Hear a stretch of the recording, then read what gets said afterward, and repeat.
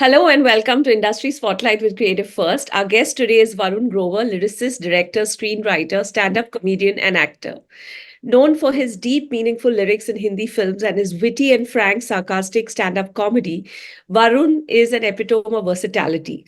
He won the award for Best Lyricist at the 63rd National Film Awards in 2015. He co created the political satire group Aisi Taisi Democracy, and his debut film, All India Rank, closed the 52nd Rotterdam International Film Festival in 2023. His first big break came in 2005 with the much acclaimed The Great Indian Comedy Show, where he was one of the six staff writers. He has worked as a lyricist for films such as Girl in the Yellow Boots, Gangs of Wasseypur I and II, and his portfolio continues to expand with contributions to projects such as Urta Punjab, the OTT sensation Great Sacred Games, Sandeep or Pinky Farrar, and many more. He is also an accomplished author with books like Paper Chore, Bhikshu, and Karejwa to his credit. He has a graduation degree in civil engineering from IIT BHU Varanasi. Varun, welcome to this discussion. Hello, and thank you for that kind and detailed introduction. I'm very Your awkward debut, with just knowing what all I've been able to do. So thank you. your debut film, All India Rank, closed the Rotterdam International Film Festival in 2023. Can you tell us about your journey from script to screen and what were the biggest challenges you faced as a first time filmmaker? So the journey was a really long one, as it happens for a lot of first-time filmmakers. Because I've been a writer, but this was the first time I was going to direct. So it took me a while to find the confidence within me, first of all, to say that I want to be a director. I had written the script in 2013. It actually got selected in NFTC Script Lab in 2013. And that was a great opportunity for me. That was a great confidence booster. And then, because in that year, NFTC had a collaboration with Toronto International Film Festival, so we traveled to TIFF, all the participants of the script lab, and we had a mentorship program there. So that was like the first big break for me for this film for All India Rank. And the film was actually, at that time, the script that got selected was called Ma Bhagwatiya IIT Coaching. And then after that, it took me like 6, 7 years to actually, keep working on multiple drafts while I was working on other stuff. I wrote Masan in the interim. I wrote lyrics for many films. I wrote Sacred Games also in that duration, right after. So I finished the first draft in 2013 when it got selected for NLPC Script Lab. And then 2014, I was busy with Masan. Then 2016 onwards, I was busy with Sacred Games. Then 2019, when I finally thought, okay, now I'll make the film, and now I want to take the script to its conclusion. Then early 2020 pandemic happened. Then again, I had to wait 2 more years, and then finally 2023, the film had its world premiere, and now it's on Netflix also. And yeah, it's been a long journey. As someone who has been part of the independent film movement in India, what do you think is the most critical aspect of Film Bazaar in helping films like Lunchbox and Titli reach international audiences?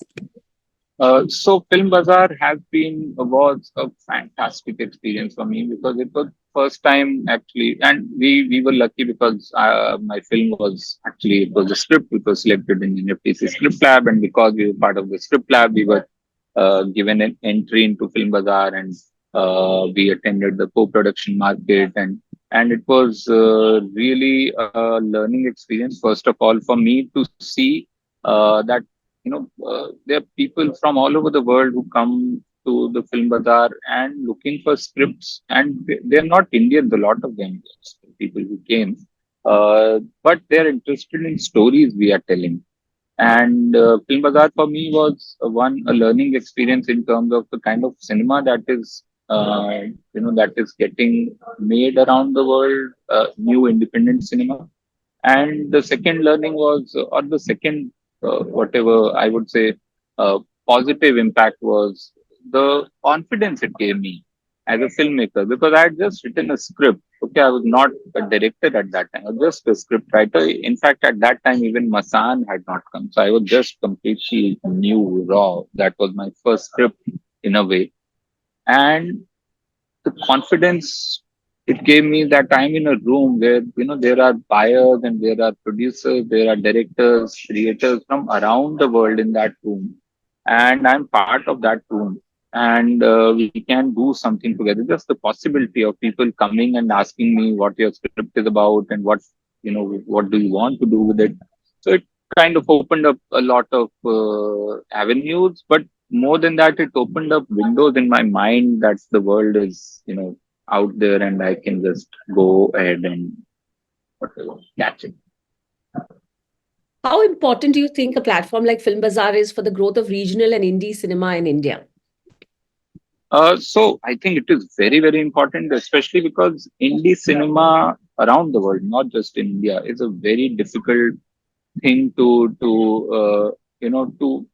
uh, for any filmmaker to try attempt making films the indie way.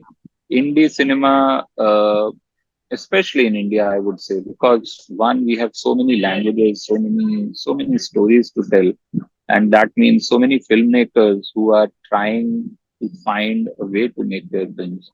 But in India, there is no support system outside of Film Bazaar, I would say. There are like a few independent producers, but there's no networking happening, there's no connection, there's no sense of community that happens when you go to Film Bazaar, when you go to co-production market.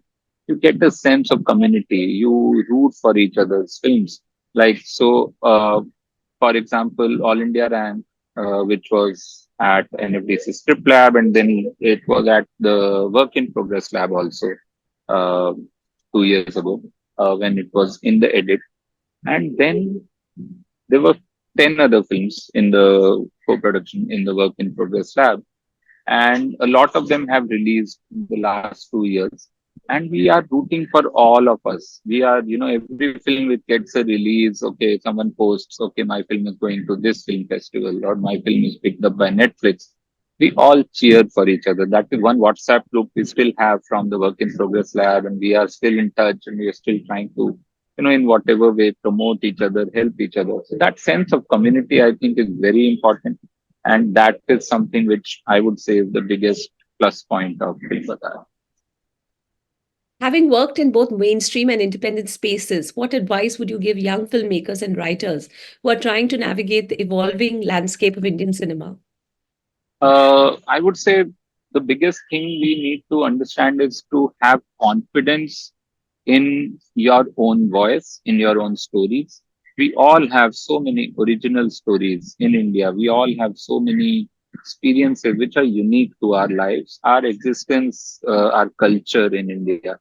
And I believe that if young filmmakers, new filmmakers try to just cultivate that voice and not look to create something which, let's say, the West only wants. The West wants a particular gaze, the West wants to see India in a particular way, and then we kind of sometimes, we try to mold ourselves into their vision of us.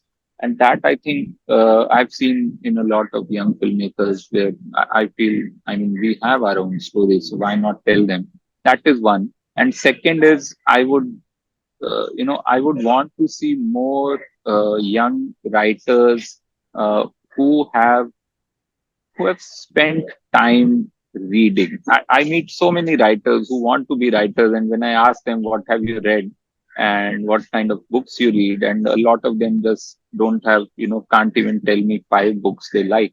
And that is really sad because a lot of young writers, they believe they can become writers just by watching films or just by, whatever, reading these quotes on Instagram and all that.